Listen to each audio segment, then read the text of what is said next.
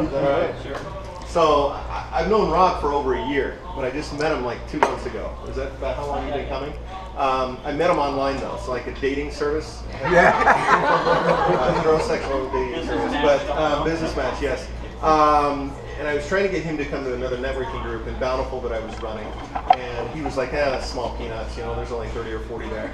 But anyways, I can't remember who or how I found Rob. I have a passion for wildlife.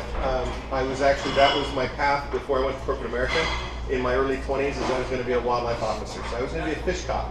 So a lot of what Rob does and enjoys and his passion are the same passions. And then photography, that's not a passion of mine, but I enjoy photography. So, but knowing Rob, even though we haven't done a true one-on-one, we've talked a lot. I know his other half, or kind of his other half, his other three-quarters. But, and I know where his heart is, and he truly cares about helping you, and he's a great marketer in his business. He's been around a long time. So, without further ado, you ready to hit record? It's been recording. I've already been recorded? Yep. All right, very cool. That's why I wanted to do it, just kidding. All right, Rob, you're up.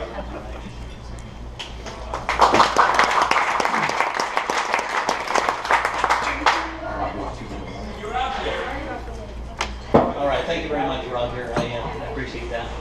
We do have a lot of similarities, me and him. I grew up in Oregon and I moved here in 2005. I was a fish cop up there for 16 years and really enjoyed that.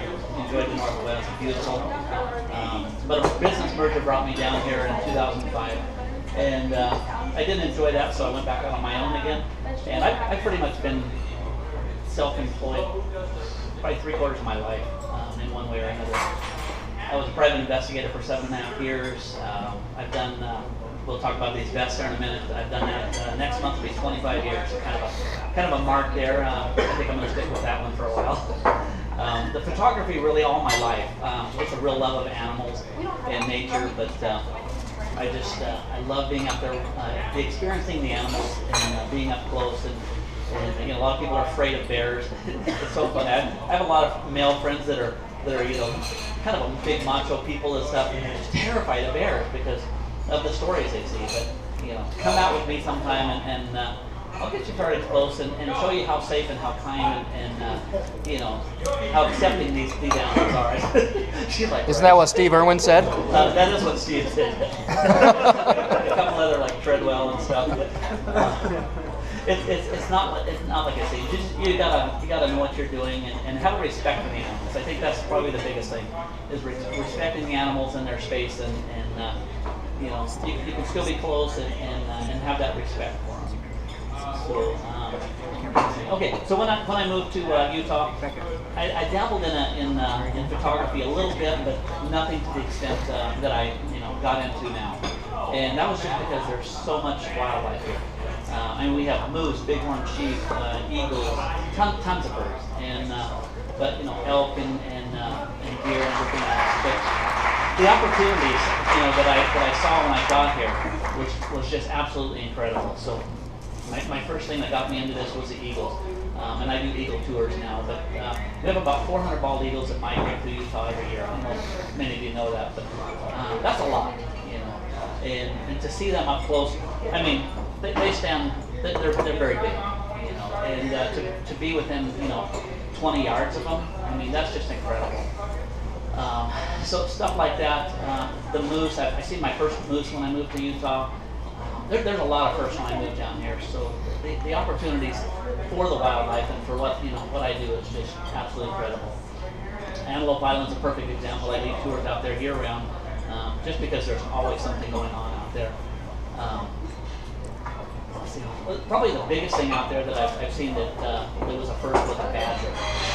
You just don't see too many of those, and I've seen 3 badgers out on the island. So there's a lot that goes on there. I do tours in Africa, so anybody wants to take a real trip, a road trip. I do an Africa trip in February, this coming February, and I'll probably do it every February after that. I may do 2 a year. But right now it's set for the February migration in Tanzania.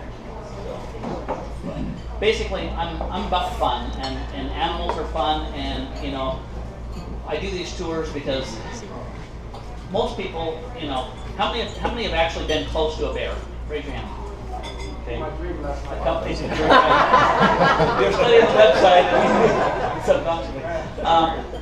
But the joy I get out of getting people close to these animals and just seeing their light up and their kids, when they're with me and stuff, it's just incredible. I mean, I'm like a kid in a candy store when I'm around these animals and stuff.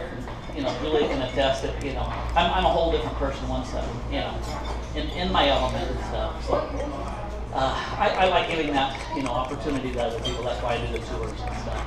So let me talk a little bit about my other business. It's called the Vest Guy. Everybody thinks I say best, but it's vest. I manufacture all types of police, military, emergency services, photography vests, and I've been doing that. Like I said, next month it'll be 25 years. Oh, sorry. I can throw it on that way.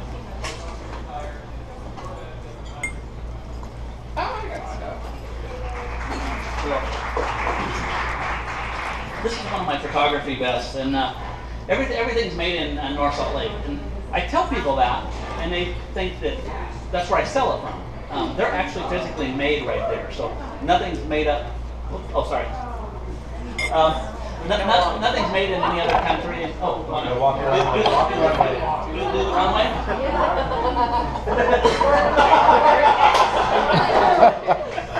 So, Julie's got a couple more here. This has kind of been my focus ever since 9/11. And prior to that, I'd done a lot of police and bomb tech, emergency, or stuff like that. And then after 9/11, the focus went to the reflective safety type stuff. And then once I got into photography, real seriously, then I started doing these photography vests. And just kind of give you a quick idea. Everything's custom done. So you can call up and say, oh, I like that vest you're wearing, Rob, but I have no need for this pocket. Well, that's fine, because we make it from scratch and we can make it any way you want. So we can leave that off with you in any color. They're adjustable, lifetime warranty. But to me the biggest thing is they're made in Utah. USA made. There's a lot of photo vests out there, and honestly, some of them are okay, some of them are really cheap, and you get what you pay for. So my stuff has the lifetime warranty.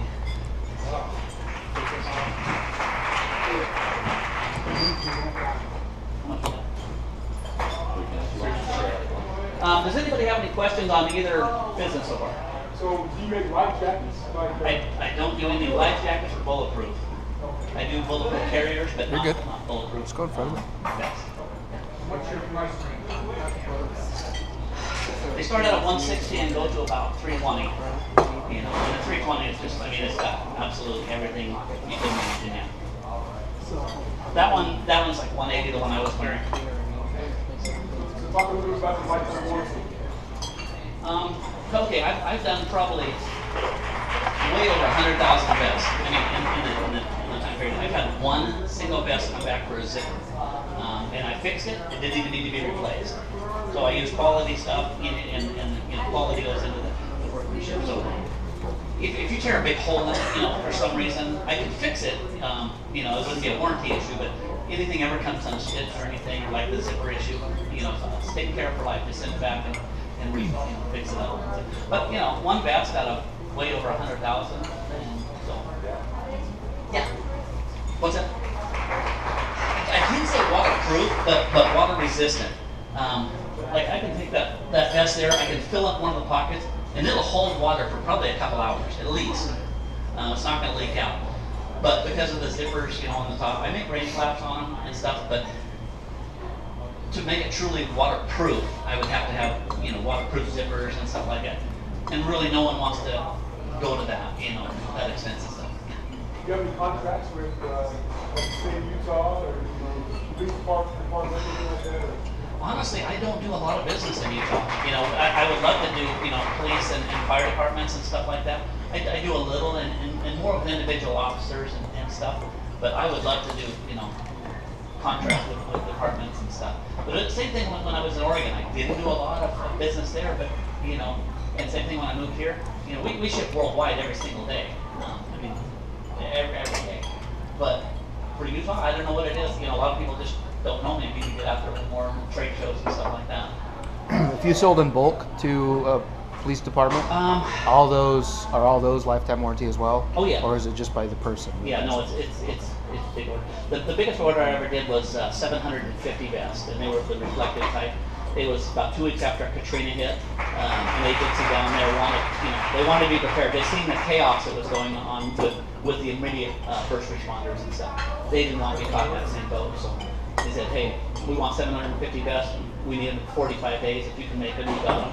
So I did it. Nice. It was a chore. I hired about 20 people, and we were working 24/7, but we did it. This is awesome. You specifically go looking for certain animals, or can you just go out and find this, that, and everything? I'm specifically looking for bears. Like when I go to Yellowstone and stuff. I mean, there's different stuff in Utah I specifically go to look for. Like when I go to Little Cottonwood, I'm going to look for moose. Different areas or different things. But like when I go to Yellowstone, my objective is always bears.